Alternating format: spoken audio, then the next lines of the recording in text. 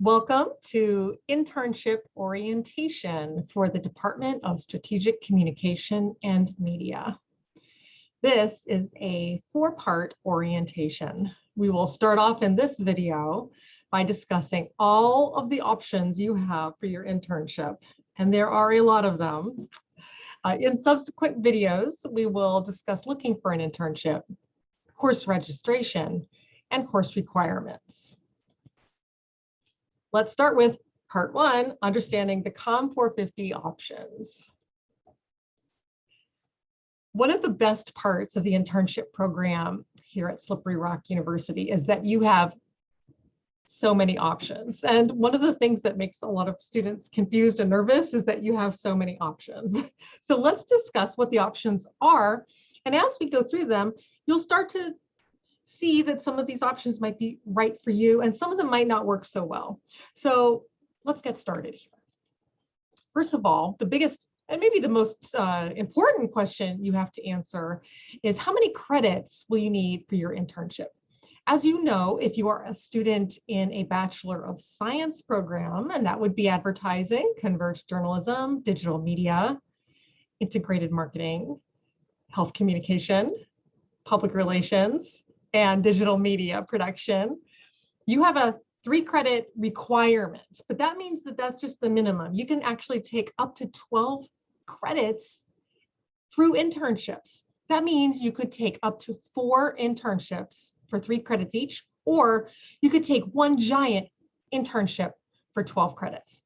You can also take internships for credits in the middle. So some of you, as you approach senior year, realize that you may need 4 credits to graduate.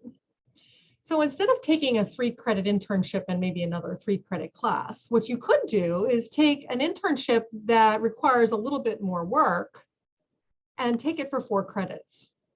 You can do the same for 5-credit internships, 6, 7, 8. This is something to discuss with your advisor.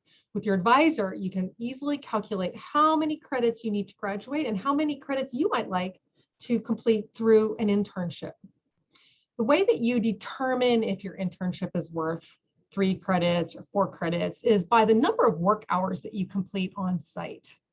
So if you complete at least 120 hours, you can complete that 3-credit internship. That breaks down to 40 work hours for each credit you're earning. So those of you who may need 5 credits to graduate, yes, do the math. You'll need 5 credits times 40 hours of work per credit, and that is a minimum of 200 work hours. Now, that is just the minimum. I'd like to emphasize that. Some of you may only need 3 credits to complete your requirement, but you have the opportunity to work more than 120 hours, and I would say go for it. That 120 is just the minimum you need. You won't need to pay for extra credits if you end up working more hours. The next question or option you can think about is whether you'd like a full-time or a part-time schedule. You should know that most internships are part-time. This means that you can take an internship during a semester when you may have other classes to fit in, or you could take an internship in the summer when you might have classes or maybe a part-time job. Most internships are not full-time, and that means that you can balance many responsibilities at the same time. The next is paid or unpaid. Now, how many of you would like a paid internship? Put your Zoom hand back down, because most of the internships in our field not paid. That is okay. If you take an internship, you perform well in your internship, even if it's not paid, statistics show you will find a better job sooner and see more accelerated professional growth because you completed that internship. So it does pay off in the long run. But you should know that from the university's perspective, whether you're paid or unpaid has no bearing on whether you can earn credit. The only impact it has is which type of paperwork I send you. So I will be asking about that as you get ready to register. The next option you have is whether you take an internship that's in your field or out of your field. And you probably know by now that our communication fields, strategic communication and media are very interwoven. There are very few hard and fast barriers. For example, you may be taking a job that is in converged journalism, but it actually includes multimedia reporting or video production or social media or website. You may be a public relations major, but as you know, many public relations jobs include website development, social media campaigns, and other things that might not be labeled exactly the same as your major. So please keep an open mind and make your decision based on the job description, not on the title of the job. Next, you should know that you have complete flexibility to pick giant, large companies, national, international companies, or small local companies. And there are some pluses and minuses to each position. I would again ask you to refer to the job description. An employer like General Motors or the Pittsburgh Pirates or Steelers or Penguins, they have a lot of name cachet for your resume, that's for sure. But sometimes when you go with the larger employer, the scope of your work is limited. Sometimes you might find that taking the internship with the local TV station will give you a much more comprehensive experience than if you go with one of the big, well-known stations. So please direct your attention to the job description and ask some questions during the interview process. Another thing you should know is that you have complete flexibility, once again, to make a decision about taking an internship that is with an existing position, one that we've already worked with for a previous student, one that's in our database or on our resource site, or you can find a brand new position that no student from Slippery Rock, or maybe any student from anywhere, has ever held before. It's important to remember that most organizations that could host you as an intern, in fact, most organizations that have hosted strategic communication and media interns do not advertise internships on their websites. Instead, the student might have known someone there or made an inquiry or had a referral from someone in the department to find out about the possibility of an internship. This is very common.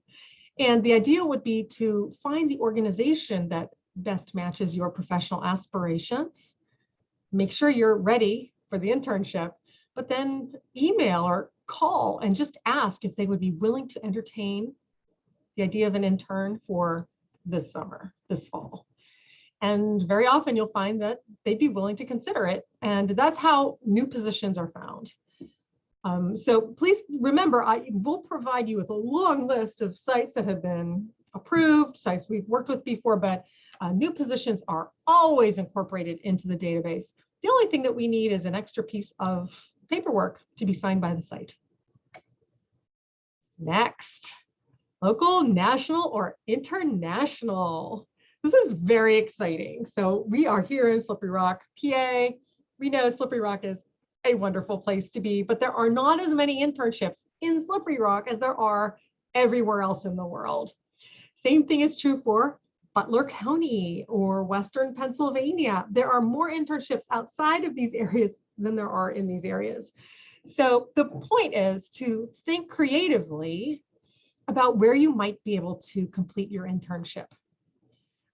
We have hosted students in California and Florida, Hawaii, not in Alaska yet.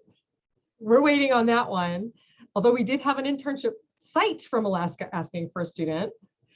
We've also hosted students internationally. So we've had students doing their internships in Italy, England, Germany, and the only requirement is that someone on site can speak English, because they'll need to complete this paperwork, and all of that's in English. So that's really the only requirement outside of a job description that will give you what you need in terms of professional readiness.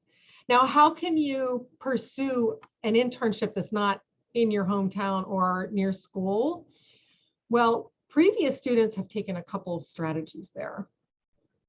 One strategy is that maybe grandma lives in Phoenix or Florida or somewhere, and that presents a great opportunity for you to bond with grandma for the summer and complete an internship in Orlando, Florida, or in Las Vegas, Nevada, as your predecessors have done exactly that.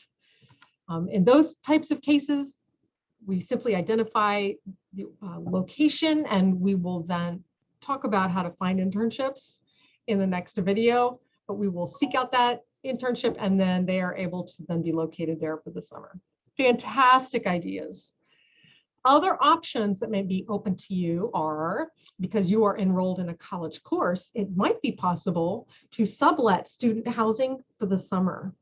So that would be something to explore. Another option is that sometimes the site will actually allow you to take advantage of some of their resources. Example, a recent student took an internship in Baltimore, and her family was looking at apartments and a student housing. Nothing was in stone yet, but guess what? Her site supervisor said, well, my coworkers' children all grown and out of the house, and she'd be happy to host. And so they were able to work out that she lived with the coworker for the summer, and in her daughter's room, it was like being in an Airbnb with people you know. So that worked out so well for her. And another student actually, given the opportunity to complete an internship in Hollywood, his parent, now not everybody can swing this, but his parents actually rented an apartment for him for a couple months out there so he could pursue that. Now, that was a financial commitment on their part, to be sure, but guess who was getting a phone call a couple months before graduation about a new job, and then took that job out in Hollywood, California. So national locations, doable. It takes a little planning, but doable. Now international, more complicated. The university has worked with some organizations to assist students with global placements. Some students have relatives overseas. Maybe they spent a semester abroad. There are different ways that you can make connections, or you could work with some of these companies to smooth out the connections that you're trying to make globally and locate some positions. Both of those strategies have worked for students in the past, but again, that takes a bit of planning, a bit of coordination in advance. You should also know that not all organizations that will place you overseas are affiliated with the university or are legitimate. So I would urge you to exert a little caution as you're exploring those options. Now, another way you have complete flexibility when it comes to scheduling your internship here is in timing. So when is the right time to take an internship? Unlike some other departments and some other schools, we are lucky because we can offer internships every semester. That doesn't mean that each of those options is the right one for you. So let's look at the pluses and minuses of each semester or term and taking an internship at that time. So first of all is winter term. I happen to be recording this during a fall semester, so this is the next one for us. For you, you might be viewing it at a different time. But let's talk about winter term, pluses and minuses. One of the pluses is that we can accommodate quite a few students over winter term. So that's great. You won't be blocked out of that internship opportunity probably. So that is great. Winter term is also a big opportunity for students who want to squeeze in an internship between semesters. They need some extra credits. They may have an extra opportunity. That works out great for them. Another bonus with winter term internships is while this term, the winter semester, ends rather quickly, you can fit an internship in there very efficiently, or if you're not quite done with your work hours, you would temporarily receive an incomplete at the end of winter term, and then you can complete some of those remaining hours following the end of the semester. So that's a great advantage too, because it's tight, but you have a little flexibility. Now, what's the minus for winter term internship? It's tight. So, and it's the holidays. So maybe you'd rather be singing carols with your family and a cup of hot cider instead of doing your internship, and that's fine. Okay, but that's something to think about, that balance. Another drawback is that it is a tight timeline, so you might find that not all internships can accommodate you for internship work hours over that period. And then, of course, the other minus there is that you're paying for a winter class. So you'll need to weigh your options to see if a winter internship is right for you. But that's not your only choice, because we also have fall and spring semester internships. So let's talk about spring. This sounds like a lot like you'll hear in a second about fall. The advantages of a spring or fall internship. These are that you can fit it in with your other classes. You can get some extra credits through an internship instead of maybe a class. If you find the internship to be more valuable, especially senior year, you might have many of your requirements finished and just have time for an extra class. Make it an internship. How exciting is that? Another big plus is that you're not paying extra tuition during the fall or spring semesters, as long as you are not taking an overload in credits. So that's great. But what are the minuses to spring or fall? Well, you have other classes. You're probably here in Slippery Rock, so that does limit the amount of time you can spend at the site, the schedule, and how that would play out with the supervisor's needs for the workplace, and also geography. So you're more limited in terms of geography when you're here in Slippery Rock.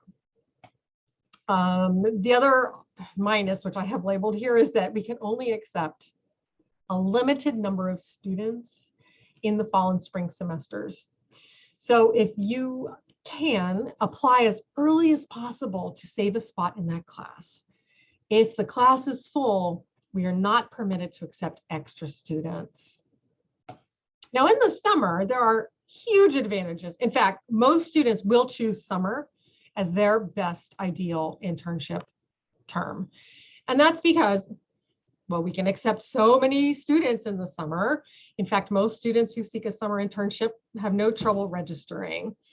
The other advantages, though, have to do with the time, location. You have so much more time and flexibility in the summer that you can often take a bigger internship for more credit and spend more time there. You can be more flexible to meet your employer's needs. And geographically, you don't have to be here in lovely Slippery Rock. You can be with grandma in Florida, be with your cousins in Las Vegas, be with that long lost family over in Italy or somewhere. Okay, so that is a huge advantage. And those are the reasons most students will take a summer internship. The drawback to a summer internship is that you're paying for a summer class. So that's you need to weigh the tuition versus the advantages of that particular term.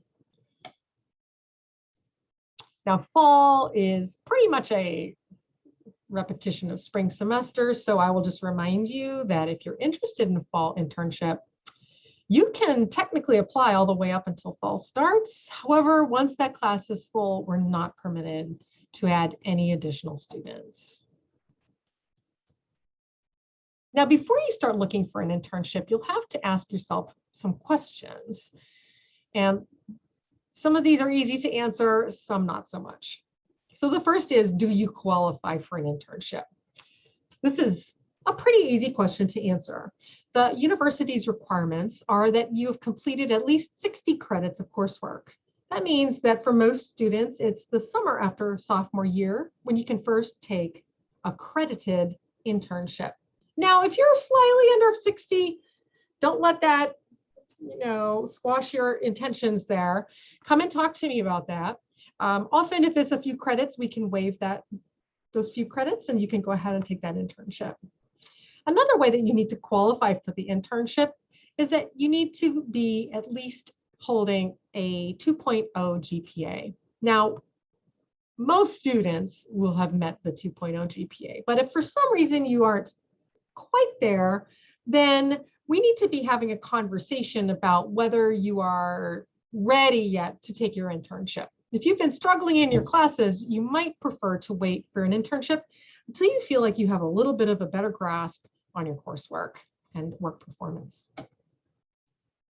Now, what's the best time to take an internship? In some ways, we've already discussed this, right? Because you can take it in the fall, winter, spring, or summer. But for you personally, you have a little bit more to think about and how it fits into your academic program, not to mention life. So for a typical student, by the time you're following up on your sophomore year, you will have had some of your communication, applied, strategic, and media classes. But you might feel like you're not quite at the point where you're ready to engage with an employer and offer them those skills. So for most students, they start to feel that they're ready for an internship after junior year. That's not to say that you wouldn't be approved, or students aren't approved every year for internships after sophomore year, but you might want to weigh those options, qualifications and skills versus timing. It's possible, of course, to take an internship after sophomore year and then take another one after junior year, and another one during senior year. That would be amazing. Now, transfer students have a little more to think about because sometimes your sequencing's a little off, and you know what I'm talking about if you're a transfer student, because you might have taken all your rock studies classes somewhere else and you're here, you're a junior, but you're just starting with your applied classes. In that type of situation, yeah, it's probably better just to wait until you feel like you have some things under your belt before you take the dive into the internship. Okay? So talk to your advisor, talk to me, talk to your family, and do some thinking about the best time for you to take that internship. Now, number 3 question, this is the hard one actually to answer, which is where you want to go in your career, because we have more internship positions than we have qualified students to fill those internships. You literally have so many options. And that comes from, as we'll discuss in the next video, that comes from all these online opportunities and personal opportunities and established opportunities. It is a universe of confusion if you don't have any idea where you want to end up. So I'm encouraging you now is the time to start to narrow down your career interests. Even if that for you at this point just means like, that one's not maybe my favorite, and that one over there, no, I'm going to start to narrow my options, because otherwise looking for an internship can be a little bit overwhelming. So I'd like you to start to think about your ideal career or an industry that's really exciting to you or matches your personal interests, and start to look there. Start to identify that as a career ambition, even if you aren't sure how to get there, because guess what? This internship will be the biggest step to finding a career, maybe in that industry, maybe somewhere else. But I need you to do that work there. You need to think through some of your career goals. Now's the time to do that. Okay. At this point, after you've weighed all your options, after you've weighed all these ideas about timing and location and all of this, and whether you qualify, now is the time that you can actually begin to buckle down and take the next steps in the internship process.